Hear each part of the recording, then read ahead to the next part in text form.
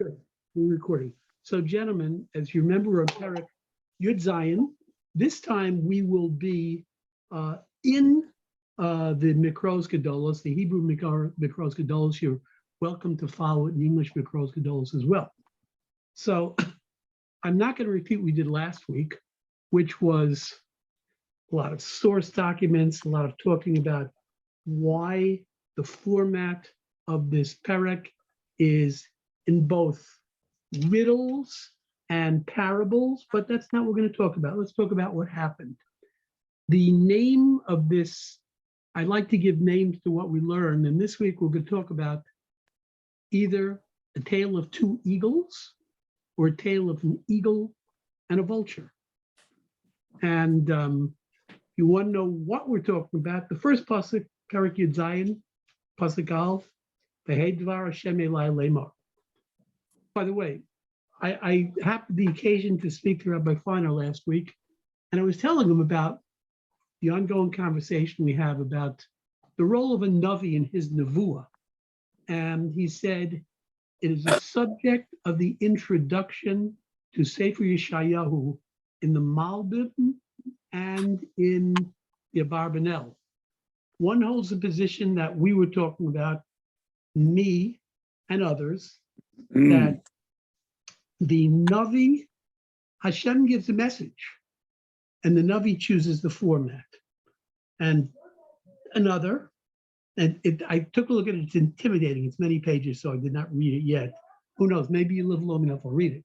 The other takes the position that the Navi is given both his mission, his format, and his words, and the Navi is chosen because of his character as is appropriate to what he's about to do. So anyway, God's word came to Yechezkel and he tells him, Ben Adam, Chud Chida, he says, tell a riddle, Mashal, tell a parable, O Beis Yisrael. Okay, good. We talked about the reasons why last week. And he says in Pasuk Gimel, pay close attention, look inside.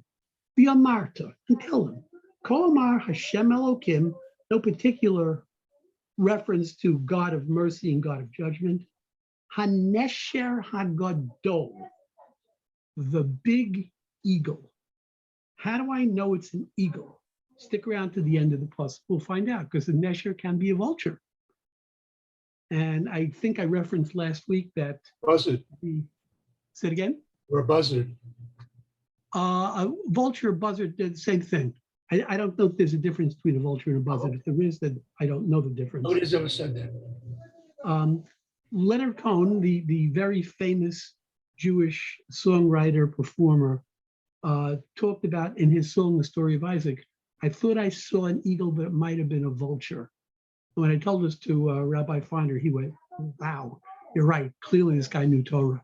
Did you So tell in it any to event- Maddie? Say it again? Did you tell it to Maddie? No, I didn't. I told it to Rabbi Feiner. I heard who he said. But in any event, he says, Kol Hamar HaNesher Agadol, not just an eagle, but a big eagle. How big? Gadol HaKnafayim. The wings were large.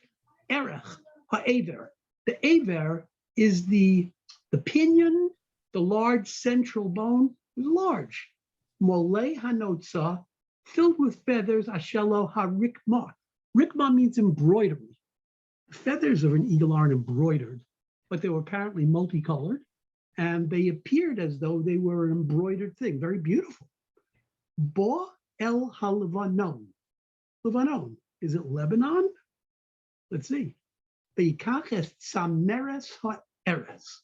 Well, Tzameres is a word I had to look up, and when I looked up the word Tzameres, if you look in Mitzudas Tzion on page 247, third line, Ken Yikros Sa'if Ha'elyon Ha'oleh Lamala Mikulam.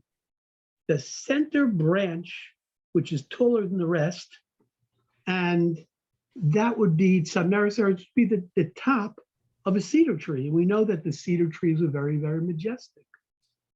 Okay, so what do we mean by all this thing? So we take a look at the first parish I chose on this thing is we look at Rashi on page 244, and Rashi says, Rashi Pasuk Beis, Chud Chida. He says, Hanevuah Sheb Inyan, the prophecy we're dealing with, the Lashon Chidahu. It is a riddle. Shehu Midameh, he compares. By the way, once you use the word Midameh, compares, it's really more of a parable than it is a riddle. That's just a technical point. Umidabeh, he compares Nebuchadnezzar Lenesher to an eagle.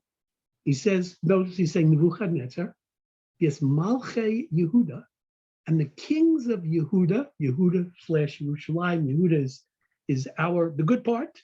He says, Litzameres Arazim, to the treetop of the cedar tree. Okay, now if you look over on page 245, Chomat Anach, it is the third level down on the left, and look at what he says. It says, Ben Adam Chud Chida.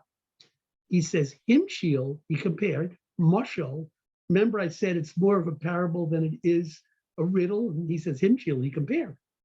Nebuchadnezzar Lenesher, to an eagle. Al Shem Shenemar. He quotes a pasuk in Devarim, which we're going to explore. Devarim Chavches pasuk Memtes, which is in Parshas Kitavo. What happens in Parshas Kitavo? The Kloa. There are two times when the Tochacha is mentioned. One is in the Chukotai, second one is in Parshas Kitavo. This is the second instance, and just for explanatory purposes, the Tochacha in Vayikra, in the Chukotai, is twice as long as the Tochacha in Kitavo. Why am I telling you this? Because I know it, and I got to spill my knowledge out somewhere. What does the pasuk say? I'm going to open up to, if you have to have a Chumash or a Tanakh, good. If not, I have the pasuk in front of me. Devarim, Kitavo, Perek Chavches, pasuk Memtes. What does it say? Since he says this is where this is based on, and this is a klola, we were clearly being told that is the sins of the king, Tzidkiyahu, that we talked about last week, why we're doing this now, because it wasn't elaborated enough as a cause of the downfall of the Beis Hamikdash in the three other places in Tanakh that it's mentioned. So this is a curse. And he says, Yisashem Alecha, God will send above you, Goy Merachok, he says, a nation from afar. Miksei Haaretz, on the other side of the land, Kasher Yid'eh Hanesher, the way, it's Nasher, the way that an eagle flies. Yid'eh means to fly. Goy, Asher Lo Sishma L'Shal No, meaning you won't hear what he's saying. I guess actions speak louder than words. So I looked into it. So what do we say about this? First, I looked into the most clear paragraph about this, and there are several, is Rabbeinu Bechai in the Art Scroll Mikros Gedolos. It says, Kasher Yid'eh HaNesher, as the eagle flies, as we say, Ze Aspasionis, the Titus, Vespasian, and Titus. Have you heard the name Nebuchadnezzar mentioned yet? The answer is you haven't. So the Torah is telling you this curse is talking about Vespasian and Titus. Shahayu Malachim Malchei Edom, they were Roman, from the Roman kings, emperors, Veherchivu Bias Sheni. He's telling you now, this is talking about a curse on Bias Sheni. Okay. Kachdar Surabal Senu. And he brings down a story about Aspasionis from Echa Rabbah, which brings it closer to the Churban. The Chashiv L'maisi B'asora Yomei V'Osi B'chamisha. He expected to arrive in Jerusalem in 10 days, and he came in 5. The Shamali Nuke Deka Imre. You heard the kids who were learning in Yerushalayim. He saw Hashem Elecha Goy Merachok. He says, God will bring an enemy, he says, a nation from afar, Miktsei Haaretz, from one end of the land, Kasher Yid'eh Hanesher. He says, which will fly like an eagle. Amar, he said to himself, Shama Ana Hu Nishra. I am that eagle. Zechain, Kol HaTochechos Ha'elu, bebayis sheni hayu, b'sham niskaimu kulan. Remember, this is the parsha of Tochacha. So I've got one reference here that who we're talking about, if you're talking about the Nesher, not Nebuchadnezzar. So I decided to look a little bit further into it. So when you look further, what happens? You get into deeper trouble. So I opened up a sefer called Shari Aron. If any of you have a spare bookshelf or 3/4 of a bookshelf and about $400, last time I counted, get the 17 volumes of Shari Aron. Shari Aron is everything you wanted to ask about the Torah on every single word and want the answer to, he will tell it to you. And I'm not exaggerating. So I looked up this particular pasuk, to some very interesting things on pasuk Mem Tes. It says in the Gemara in Sukkah, Nun Aleph Amud Beis, says the Sharion, quoting Tror HaMaor, Hakavana b'zeh al Alexandrus Mokdan, Alexander of Macedonia? I just thought it was Vespasian and Titus, then I thought it was Nebuchadnezzar. So what's going on over here? Shebo al Alexandria shel Mitzrayim, who came to Alexandria. And if you guys learned it, heard the story, Alexandria was a flourishing metropolis. They said the shul on Shabbos in Alexandria, and this is a Beferish Gemara, held 1,200,000 Jews.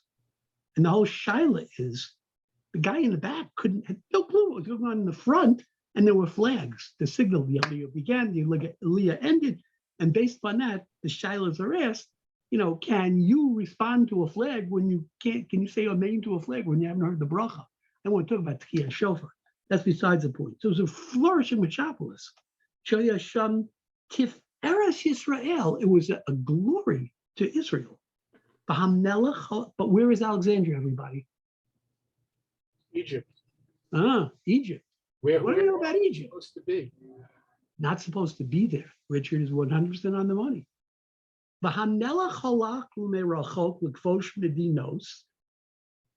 Alexander the Great, by the way, I'm going to read you something about Alexander the Great in a second. I did a little research on him. He says, he was out conquering the world. Let's face it, somebody had to do it. The Hamalka, the queen sent to him, come back. Why? Shayudim Mardu Ba. The Jews were rebelling against him. That's not good. He says, Ba Pis Om Alexandria. So poof, he's in Alexandria. Vishamasha Yutino Kos, Korin the Beis Medrash. Similar story. He heard the little children learning the Beis Medrash. Shamar Lachad Behem Psokli Pisu Kecha. Explain to me what you're learning. The Kara Pasuk. V'sah Hashem Elecha Goy Meracho Kasher Yideh Hanesher. Same pasuk in Devarim in the Tochacha. And God will send a nation from afar flying like an eagle. Amar Melech. Oh no, Hi Gavra, that's me. Sound familiar? It says Shahayisi Choshev Lavo Biasari Yamim Ubasi Bishnei Yamim. I thought it was going to take me 10 days to get there. I got there in 2 days. Bi'az Harag Behem Hereg Rav. Killed everybody. The Kol Zel Lefisha of Ru Ma'amar Hashem. You guys listening? All this happened because they transgressed on what God told them to do. Anybody remember what God told Tzidkiyahu to do with Nebuchadnezzar? Does anybody remember? This goes back to Yeshaya. This goes back to Yirmiyah. This is reiterated here. Anybody? You can't be wrong, I promise. Come on, somebody. Richard, anybody. Go to Yerushalayim. He said to them, don't fight Nebuchadnezzar. Don't make war, you will lose. Make peace and you will flourish where you are. The Chaz and Richard's also right, so you can't be wrong. The Chazru Limitrayim B'derech Asher Amar Lahem Lo Tosifu L'shuv. If you remember at the end of Yirmiyah, he said that they were told, don't go back to Egypt. They were safe there in Yerushalayim. They were insulated, but they decided to go back to Egypt. They didn't listen to God. he says, B'derech hazeh od, and he told him never to go back there. And there's more. Yesh mefarshim. These mefarshim come from Rabban and Rabbeinu Bachai, who we had read already. Hakavana, Aspasianus, and Titus, Vespasian and Titus. Shabou im chayil gadol miromaim ba'aretz. Large Roman contingent came to the land. Beloch to kol orei Yehuda habitzuros, conquered all the fortified cities in Yehuda. The Heitzar lehem o, and oppressed them. The Chain Darshu Rabbeinu, the Chron Levracha, Alas Passionis, he says that he thought he would come in 10 days. He came in 5, and he said, he asked what the pasuk was, and he says, it's about an eagle. It says, and that must be me. Weiter. Kasher Yid'eh Hanesher. Very interesting term. I don't know if any of you have heard it. I never heard it before. It means fly like an eagle. Steve Miller song. Perish Rashi. Pisom. Suddenly, the derech matzlachas yekulu mesusav. The eagle flies faster than the horses can run. Hadimyan hu le'inyan hamehirus v'kalos ubo o pisom. Yid'eh Hanesher means that we're talking about how quickly they arrived, how easily they arrived, how suddenly they arrived. Ki hanesher me'rov shemakbia la'of. He says, la'uf, he says, the eagle flies high. The kalos, atenua lo Yisrael shfolim. He says, and the ease of this mission, he says, it's not for the faint of heart. So right now, we have a couple of different explanations based upon the Pusuk and Chumash that we're told there's a Pusuk that this curse is based upon, about who it is. So one of them was Alexander the Great. So I went and got myself a little reading matter on Alexander the Great. So let me tell you, you'll find this a little bit interesting. Some of you know some of the story. I don't think all of you know all of the story. My money, if anybody knows all the story, would probably be Bruce. So it says, Philip of Macedon died young. He had a son who was a teenager, who was Alexander. So he didn't want him to grow up to be a boor, so he gave him a tutor. Anybody know who his tutor was? Aristotle. So Alexander wasn't a pagan because Aristotle wasn't a pagan. Aristotle's concept of God, you listen to this concept, it's not so far off from a certain faction of our greatest Jewish thinkers to a point. Aristotle's concept of God was that a creator exists.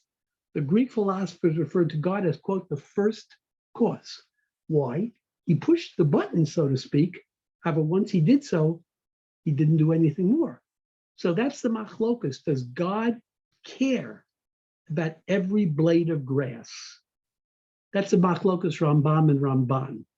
But then again, that's not the whole world. What happened on earth did not interest him, meaning God. Therefore, there was no interference from heaven as to what happened on earth.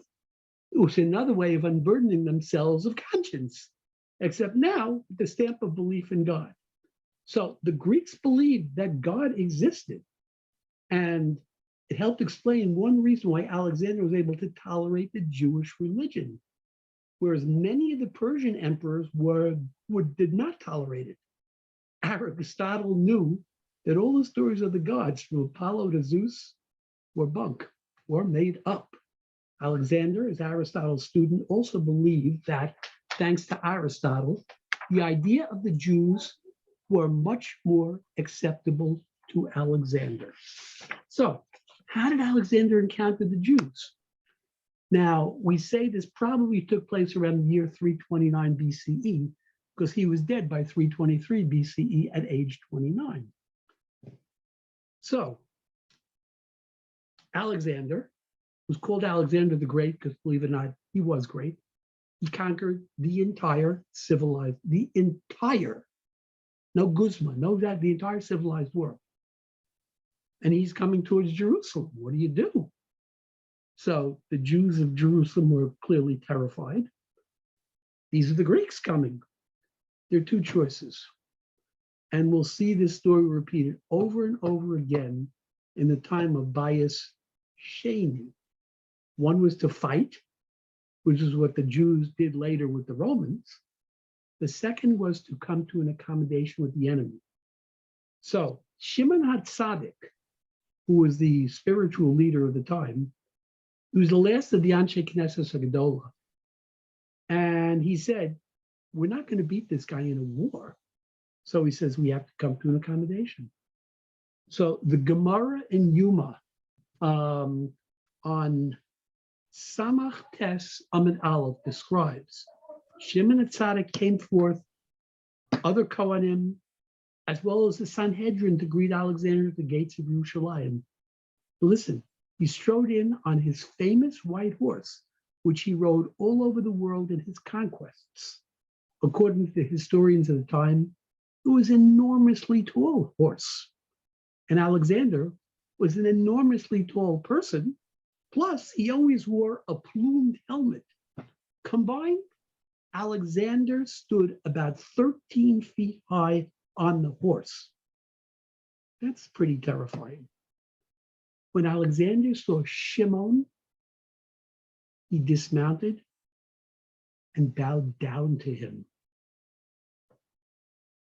When his advisors questioned him, he told them whenever he went into battle, he dreamed of an angel leading him to victory. The face of the Jewish high priest, Shimon HaTzadik, was the face of the angel he saw in his dreams. That was why he bowed down to him. So let's talk about Alexander the Great and the Jews, which is a great story until you come to what I read you in the Sha'arei Aram. He says, so he had a positive disposition towards the Jews because these were taught by Aristotle. Instead of destroying and subjugating them, he made an arrangement. As long as they would what?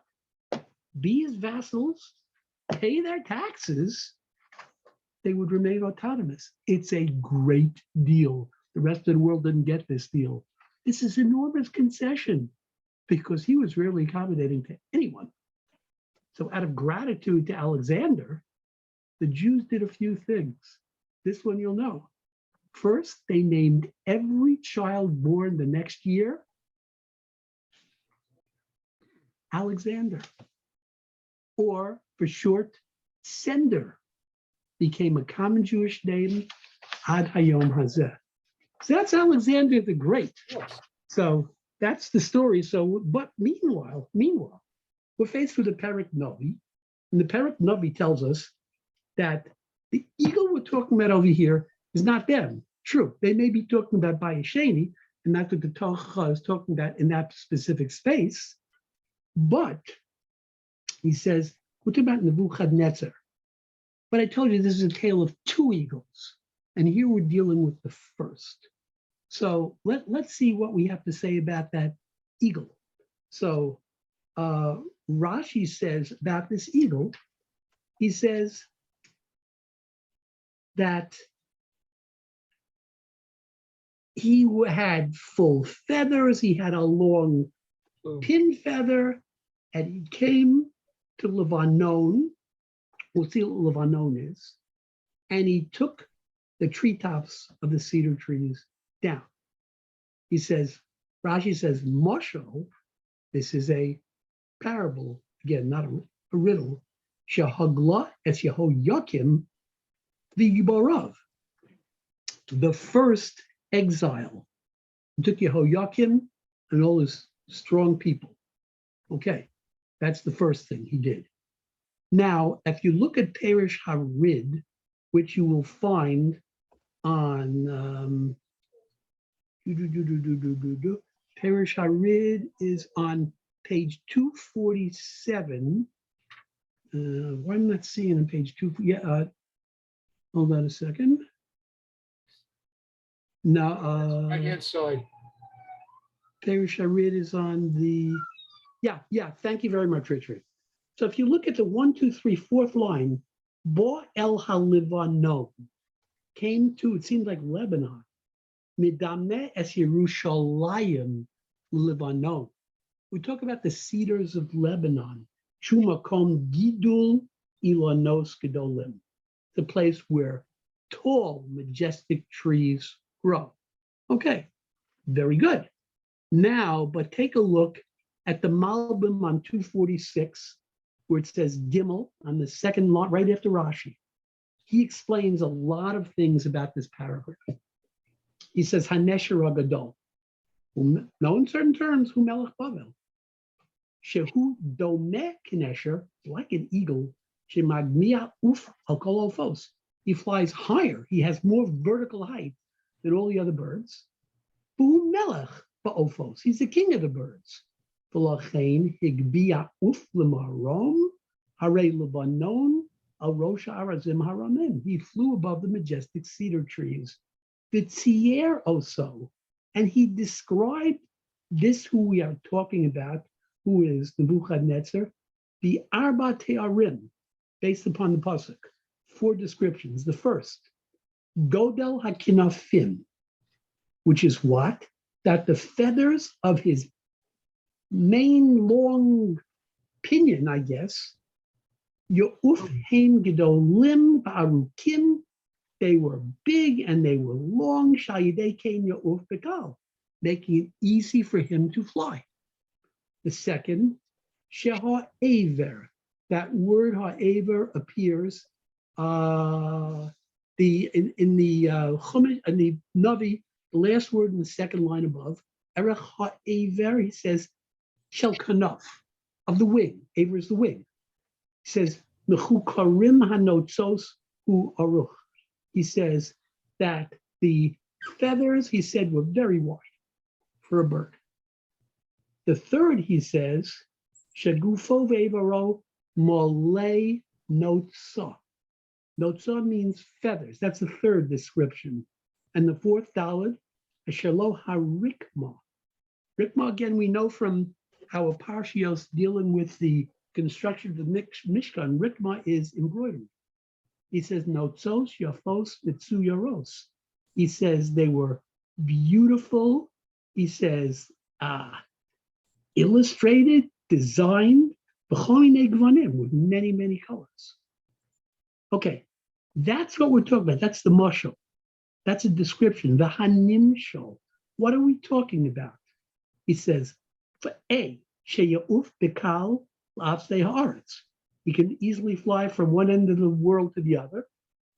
B, sha'aver aroch, that it's long, this pinion, says al koach or atzamah, is we're talking about power, we're talking about strength. Ma she'ein kain b'nesher hasheni, which we didn't get to yet. Sheyazkir acharzel, which we mentioned later. This deals with psukim gimel through vav. Then the second nesher is Zion and Ches. Erech Aver ki paro, and it's paro chafra, which we'll talk about later, is the second eagle. He says, Lo hayabo koach ba'otzma. Nebuchadnezzar was a real deal leader. Not our best friend, but a real deal leader, a real deal warrior. It says, and 3, Shumolei hanotza. What does that mean? He was fully feathered, filled with feather. He had a very populated land. Masha Ein came as Hanesher Hasheni Tzier Birav Notsa. The second one looked like had a lot of feathers, not filled with feathers. Jeshlo Rovam.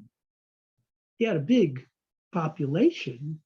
The Einam Mimal Im Milo Artso, but they didn't fill up the land. And 4, Shieshlo Hod the Hadar, the Kol Maskius Hachemda Shezem Shol Harikma. He says, splendid to look at. This eagle, Shalonah Arkain Benesher Sheni, not about the second one. Hanesher Hazeh Shehu Nebuchadnezzar. So what did he do? He continues the pasuk. Ba el halevanon v'yikach ros ha'eretz. He came to Lebanon, which we say is Yerushalayim, Yehuda, v'yikach es rosh ha'eretz. He took the top of the cedars, Dahainu, shehigla es Yehoyachin. He put Yehoyachin into exile. Shehu Rosh Ha'umah, he was the head of state. Yes, Hasorib Hagiborim, the tops of the trees, the elite of society. Very interesting parish. Now, continuing on this, Rabbi Eliezer says on page 247, he says, if you look down the 1, 2, third line, middle line, Unevuchadnezzar, Kemoshe Peresh Lamata, Pasuk Yud. This all gets explained later, not this week. Harikma Hod Malchus Olam, the splendor of the rulership of the world. Halavanon Mekom Arazim, a place of cedars. Kain Eretz Yisrael. Makom Melachim Adirim, of proud, fierce, respected kings. Samneres Ha'erez, Hanofa Emsa'i, Uamelech, the central branch. He says, pardon me, Hanofa Emsa'i means the central elevation. The middle part, the highest middle part, says is the king. I was curious why it says Emsa'i. Emsa'i means middle.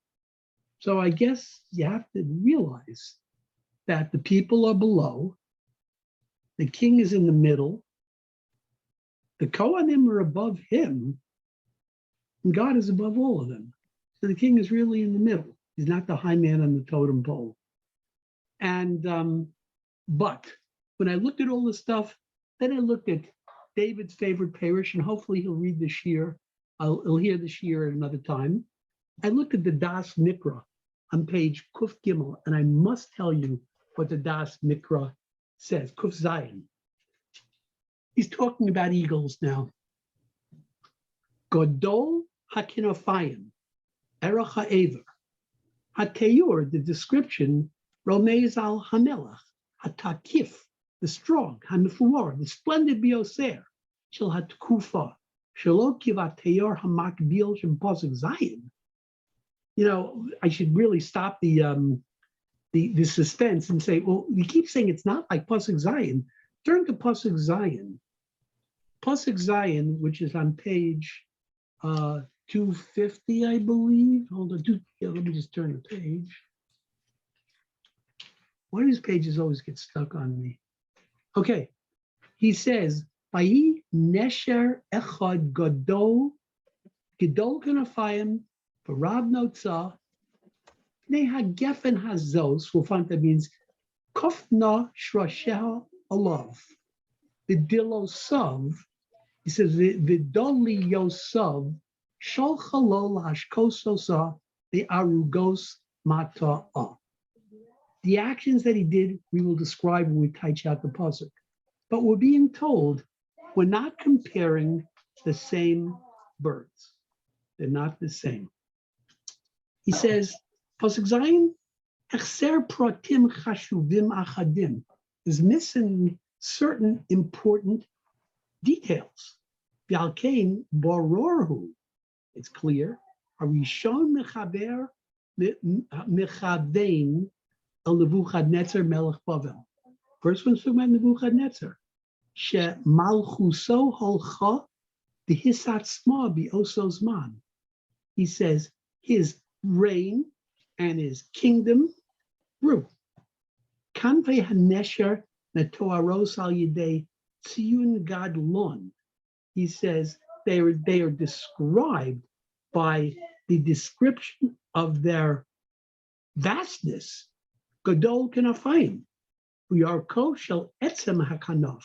He says, and the width of the central pinion, erech ha'eder, klomar, hakanaf gedolah, lo rak me ribui hanotzaros, not that it's simply filled with feathers, elagam me ikar, says, nivneha va'arichoseha, shel etzem hakanaf milo hanotzah. It's vast, not just it's highly feathered. He says it's big. And he says, Shanesher hazeh eno, and he says the word in English, vulture. Nebuchadnezzar is not a vulture, which he's saying the second king, which will be Paro Chofra, the second bird is not an eagle but a vulture. It says the vulture, he says, bianglis in English. Hanikar bitzavaro hakareach. He says that is recognizable by its bald neck. What would I know? The Eino Toref, it is not a predator. Ela nizon mipigarim she'alav midaber b'posuk zayin. He says, it feasts on carrion. So he's telling you, Nebuchadnezzar, you may not like him, but Nebuchadnezzar was a regal king. And Nebuchadnezzar didn't clean up after other people. It says Nebuchadnezzar was the killer that he was. And that's how he grew his empire. Let's look at Pasuk Dal. Es rosh Shinikosav Kotaf. Now we're talking about this is the mushal or the riddle, the mushal or the chidah, rosh Shinikosav. What does yonik sound like? It sounds like something nursing, kotaf. So Nebuchadnezzar cut off the suckling, the head of the suckling something or other, he cut it off. And what does that mean? It means on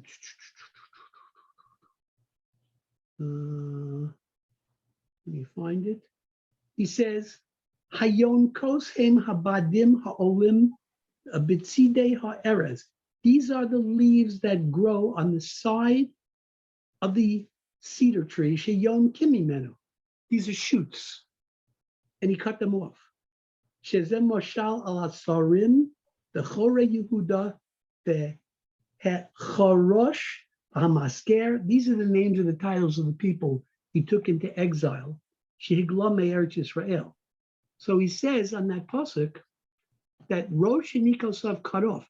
He cut off the suckling shoots, those which derive sustenance from the center of the Eretz tree.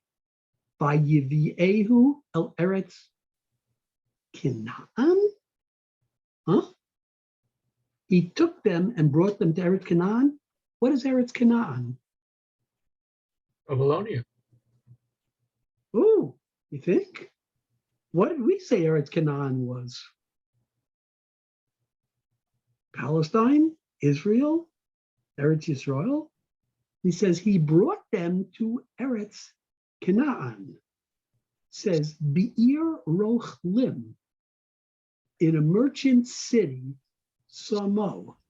Be'ir Rochlim. So firstly, I say just my own take on the word Canaan. Canaan and Hachna'ah, supplicant, subjugated, subservient to, are the same thing, and it's a disrespect of where we come from. So let's see what the Mefarshim say. Rabbi Eliezer says on page 247. All this turning is bad for my paper cuts. Hold on a second. Rabbi Eliezer says that Haaretz kotaf mimalchuso. He says he cut off the leaves from their leader, Hu Yehoiachin Melech Yehuda. Says Rabbi Eliezer, this is incontrovertible. It's facts.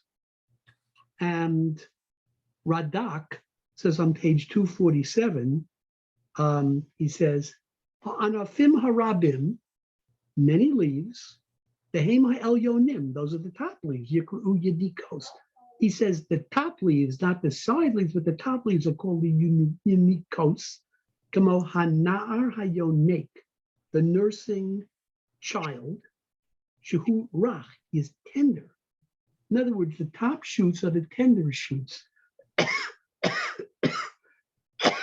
New growth of leaves grows at the top. The lower leaves get bigger and stronger. The new leaves are the ones that are most tender. Shepirashnu kitsameresu, it is the top of the tree, moshel lebeis hamalucha. This tsameres, the top of the tree, is a parable for the kingdom, the crown. Atsameres shehu ha'anaf hagavoa. It is the highest branch. Yetsubo anafim rakim. He says tender shoots came from it. Nikra'u, he says, Yanikos, so continues the Radak on page 249. Came to Beis Hamalucha, Banim. He says, just like in the king's household, sons. The Gadol Habanim Hu Melech. So how does a hierarchy work in a king's house? The biggest of the boys is the king, who Rosh Hayanikos. He's in the head of all those who are, so to speak, nursing from him. Biggest meaning the oldest? The king is the biggest boy, so he's the oldest, strongest, bravest, mightiest in charge. Who Mashal Laho Yachin. He says, V'na'arach haya b'molcho. He's saying he was young when he came to power. He ben shmonas reishana haya b'molcho. Says Malachim Beis Pasuk Chav Daled. Unebuchadnezzar kotaf oso imal so. So the Radak is talking about, he's kind of giving us two stories. One story is that the top branch is the tender branch. Those are those who are dependent upon the king. The king is the center. Everyone feeds off him. Then he tells us, or actually, it's telling you about Yehoiachin, who was sent into exile because he came into power when he was no more than 18 years old, says the Radak. These are very good Perushim. Now, Perush Harid says on page 248, Es Roshinu Kosav Kataf, this is the third level down on the right. By Viel Eretz Canaan Be'ir Shemo, he says, Bavel Korei Ir Rochlim. Bavel is called a city of traders. The Neshihi Medina Gedola, it's a big place. Baso Charim Motzim Sham. You can do business, you can set up a market there. Nitnei Zed Nikreis Eretz Canaan. Why? Kimo. Kina'aneha nichbedei aretz. Pasuk in Yeshaya, which, trust me, I've forgotten. Klomar, Eretz Mischar. It means a land of trade, commerce. So Canaan means a land of commerce. O Yeshafare Shalaris Canaan, Kamo Me Eretz Canaan, Sheviu Me Eretz Canaan Lebavel, like I thought. You know, they called Israel Palestine. So you're calling Eretz Yisrael Canaan. He says they came from Eretz Canaan, says the Perush Harid, which is also pretty good. And the Mahari Kra on page 248 says above it,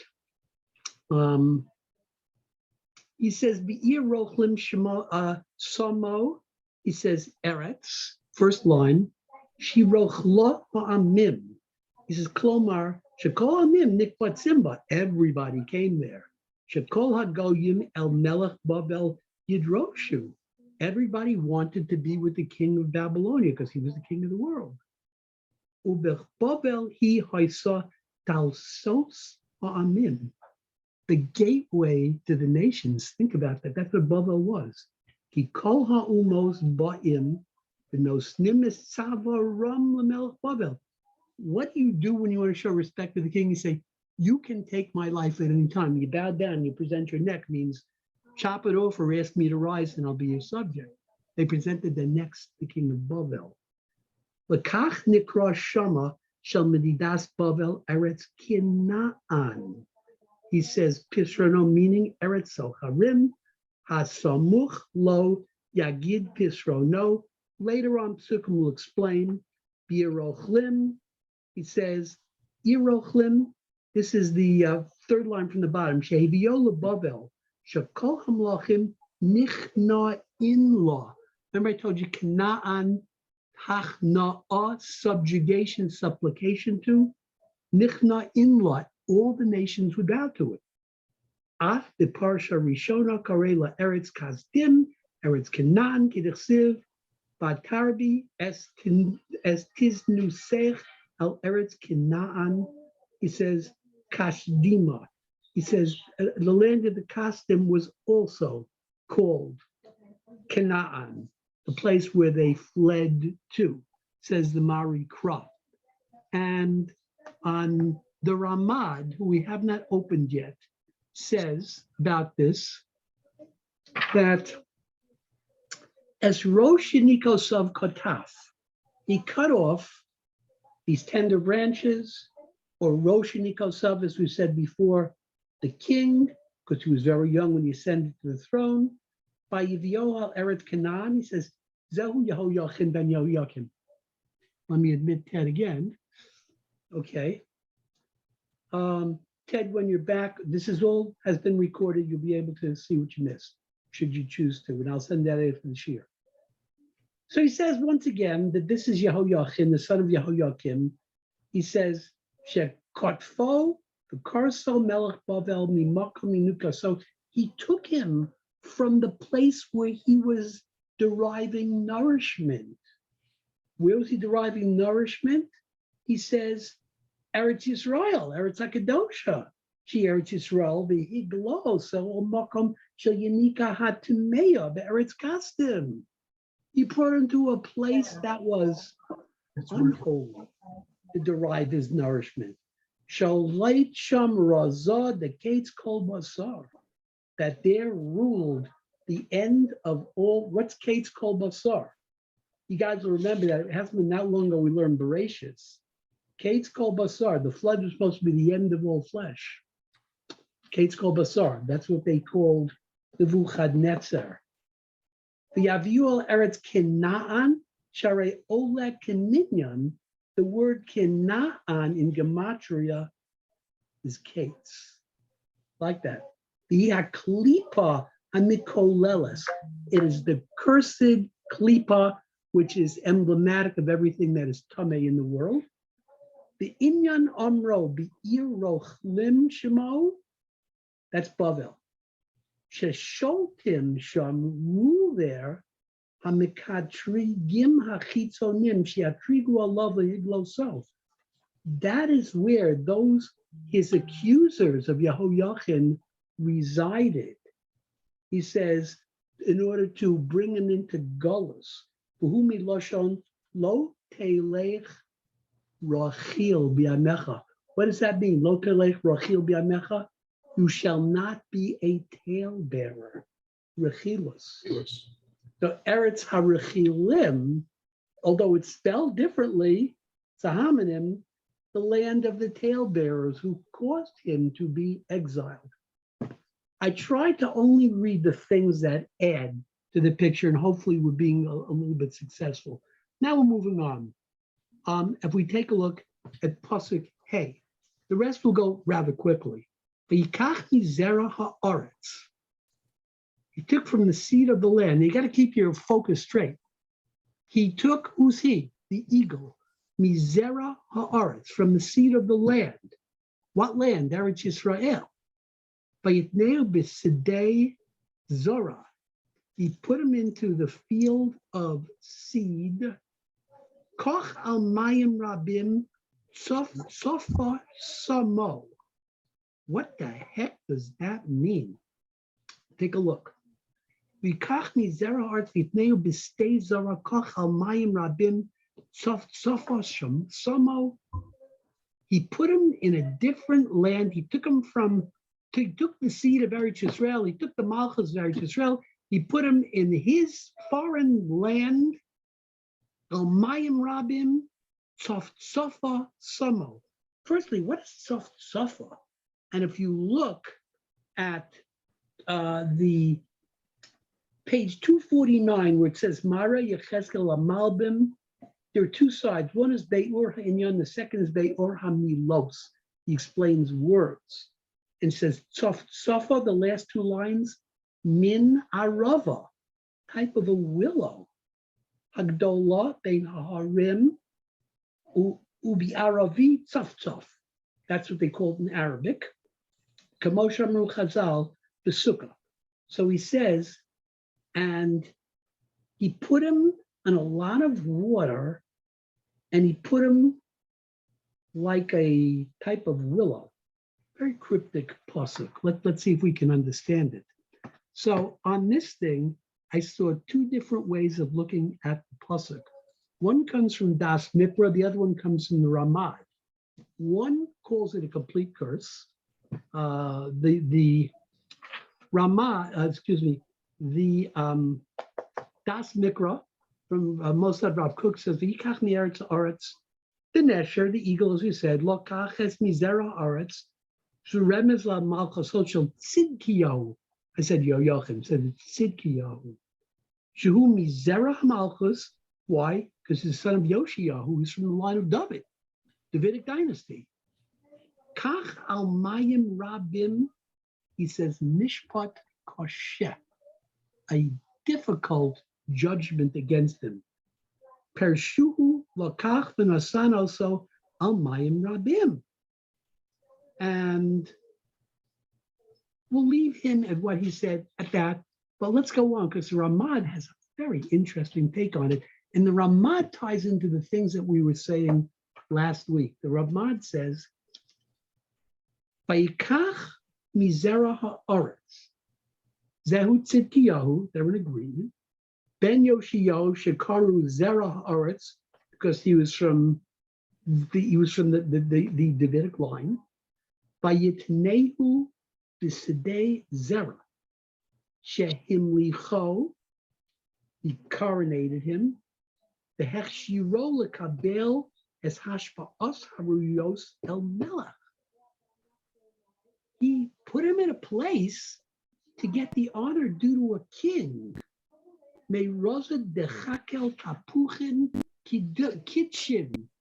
If I could understand that Aramaic, I'd be really good, but I can't. But it's a good thing. Listen to this. Kach al mayim rabim. He's explaining what the situation was. He said, "She'im yekayem shvua." So, what was the shvua that we talked about last week? Nebuchadnezzar made Tzidkiyahu swear b'shem Hashem on the Forash that he would not rebel, and it caught in his craw, and he couldn't do it.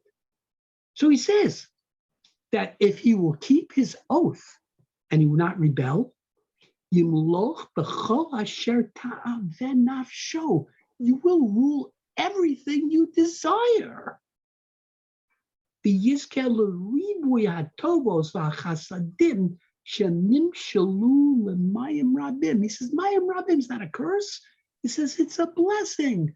You'll get everything. But he couldn't do it. He says, "Ubemakom sheyatzarich liyos archa kshero mata Hashem leispaer nepach la'arava," because he couldn't do it. He turned into an arava psula.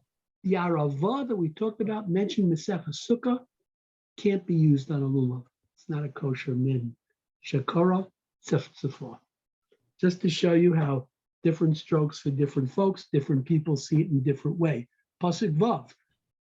Pasuk Vav is the last of the Psukim. Have a lot to explain about Zayin and Ches, very little, and Tes and Yud even less. So look at Pasuk Vav.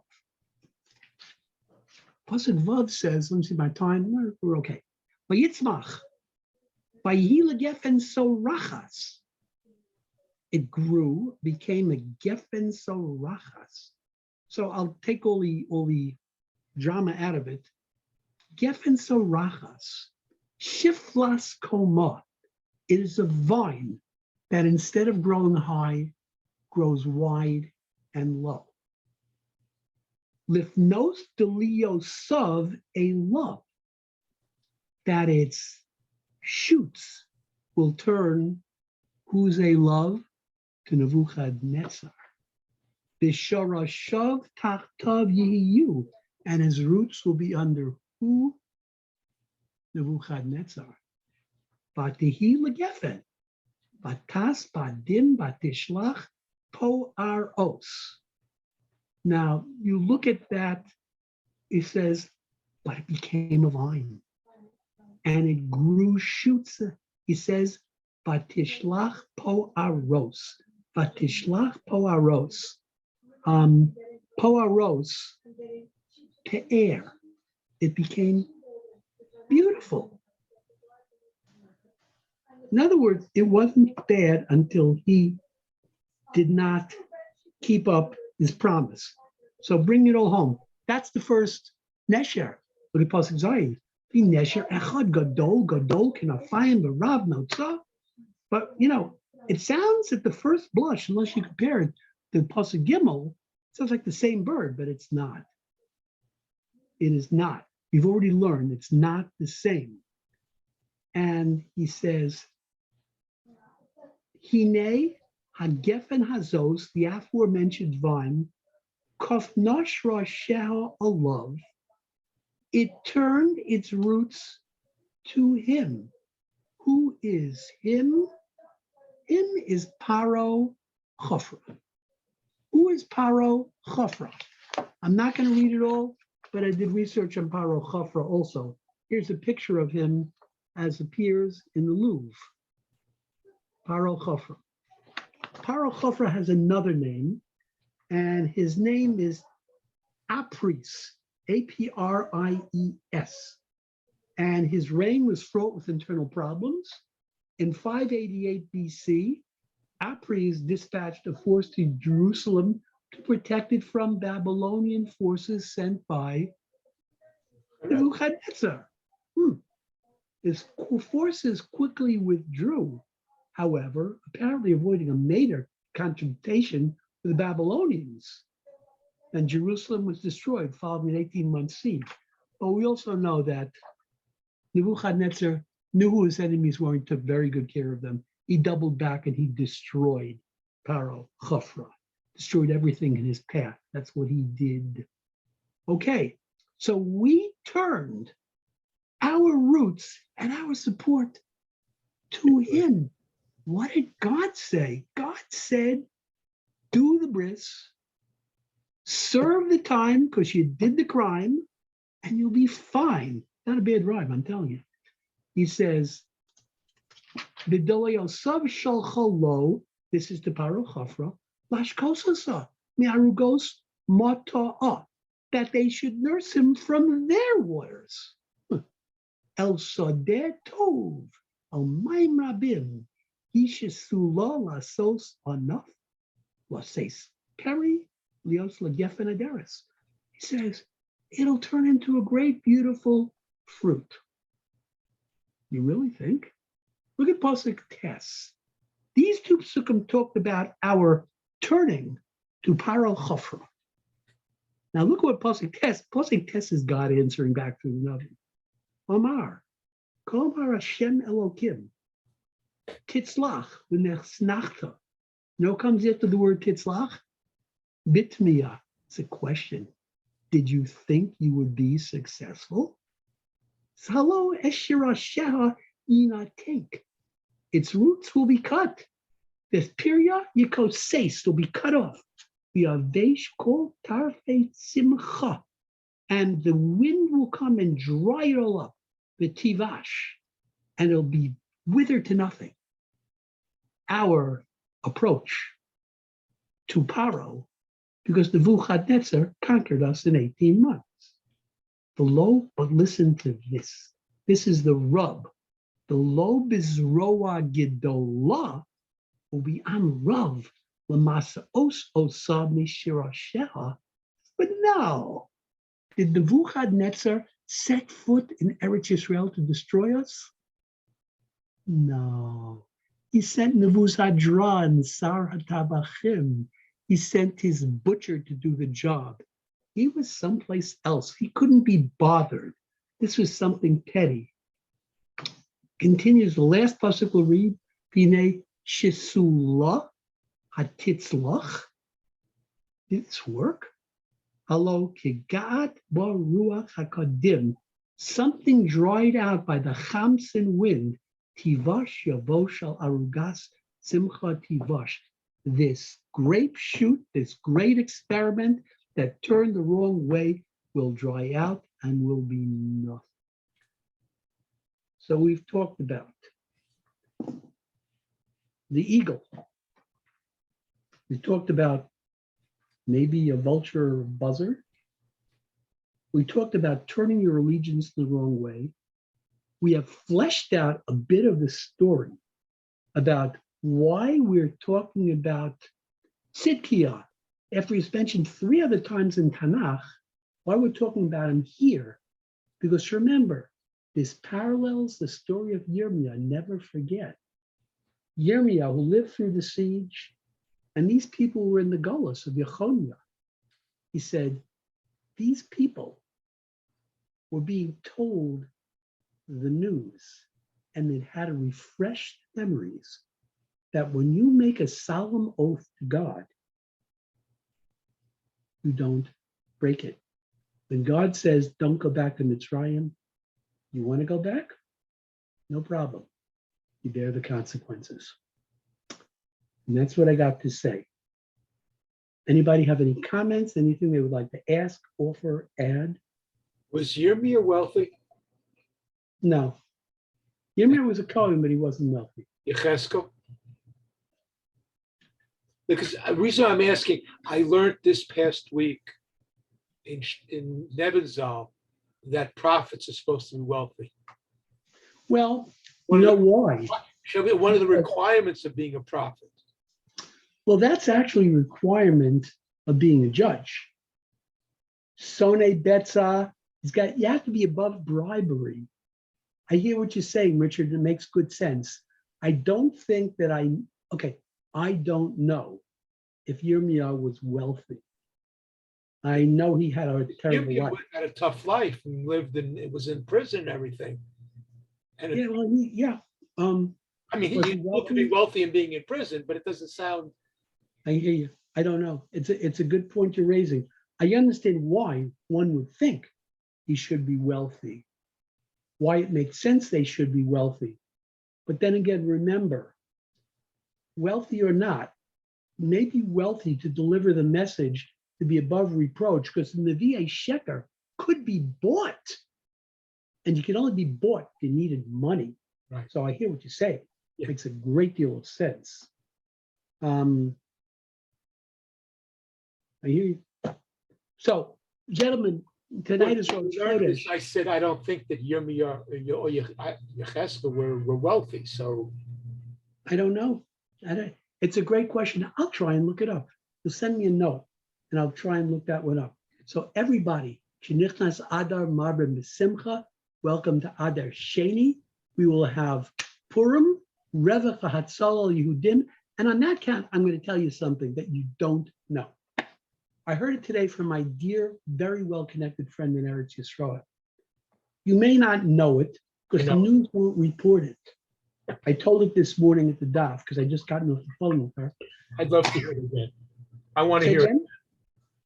The borders between the Ukraine and Israel are open to any Jew, non-Jew Ukrainian who wish to enter Eretz Yisrael. We'll take you. 1. Number 2, the government sent out a message to all citizens throughout the country through the municipalities. If you have an Airbnb, if you own a separate apartment, we will rent it for you and we will put a Ukrainian family into it. You're from, we'll try and find you religious. You're not Jewish, we'll try and find not Jewish. You're not religious and Jewish, we'll try and find that. Number 3, a Russian oligarch who owns, I'm trying to remember the name of the airline, it's in Poland, has issued 100,000 free tickets from Poland to Israel. You want to go? Go. And finally, the most amazing Mika Amcha Yisrael of all, there are currently vans traveling in parallel to that terrible gridlock on the road trying to get out of Ukraine, filled with Israelis with megaphones who are shouting, if you are Jewish, if you can demonstrate relatives in Israel, get out of your car, come on the bus. We have food, we have blankets. We're taking you to Poland and we're taking you to Israel. And I say again, Nika Amcha Yisrael. We don't do it for the press. We don't do it for the international recognition. We do it because it's the right thing to do. And maybe, as our Maggid Shir said this morning, and maybe Richard even said it, maybe this is because God wants the Ukrainians in Eretz Yisrael, the next wave of immigration. So I leave you with that piece of astonishing good news that makes you proud to be a Jew. Everybody, I wish you a Chodesh Tov. Everybody should be well. Take care. Be well. I'll send out the recording. Thank you.